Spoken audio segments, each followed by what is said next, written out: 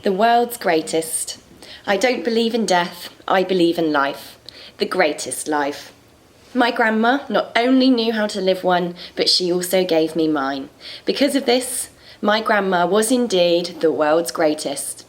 Some days, grandma was the world's greatest explorer.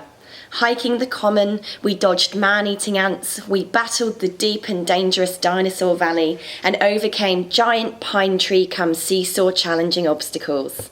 With wellies deep in sticky mud, or negotiating wobbly pebble beaches, defending our sandcastle from great vast oceans, and ascending cliffs so high they touched the sky. Grandma showed us that we could battle them all and be victorious in any great adventure.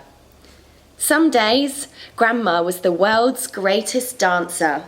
Grandad whizzed and whooshed her around the ballroom, spinning, circling and twisting her in his arms. As we skipped along admirably in her limelight, our grandma, the world's greatest, taught us how to always steal the show.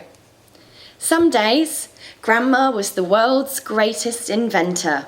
With balls of wool came the snuggliest blankets and colourful Christmas jumpers. Dad and Stephen got some extra special knitted creations. We glued and cut and coloured and stuck to make masterpiece hats, displays and costumes for any great occasion. I learnt from the greatest, what the mind can conceive, you can achieve. So long as Grandad stops buying the Pritt stick from Pound Stretcher, I'm sticking with you. Some days, Grandma was the world's greatest chef. Really, only Grandma could make peanut butter sandwiches taste that good. The famous cheesecakes and apple pies, the spotted dicks and Christmas pud. I learnt from the greatest that anything is better when you add extra brandy. Some days, Grandma was the world's greatest advisor, drying my tears and holding me tight and always telling me it will be all right. Last Christmas, I cuddled up on her sofa with her, feeling low and missing my husband. She told me a story that I'll never forget. While she waited 3 years without word for Grandad to return from the war, she worked tirelessly to make him a home. She worked and longed, slowly filling their new home with furniture and newlywed love.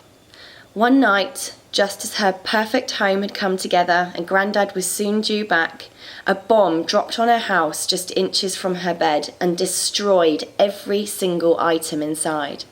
She didn't cry, she didn't complain. Instead, she got up, grabbed a pot of paint and wrote "missed" on the bomb. She took an illegal photo of herself proudly standing beside it, then started rebuilding all over again. Never give up and always be thankful for what's good, she told me. There's always, always something good.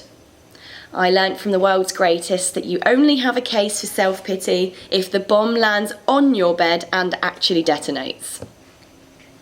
One day, she'll be wrapped around my children when I swaddle them in her knitted shawl. She'll be dancing on the lily pads whenever we play poo sticks on the river, and she'll be lighting up the fairies that sing their goodnight lullabies. She'll be helping me up every hill, through every dinosaur valley, and through every one of life's big bombs. She'll make me laugh when times get hard, and smile whenever the sun shines. She'll ensure I never go hatless or limelightless at any party, and that I make it up any mountain, and that my husband always has cake. Every day, Grandma was the world's greatest grandma, and her greatness will forever live on.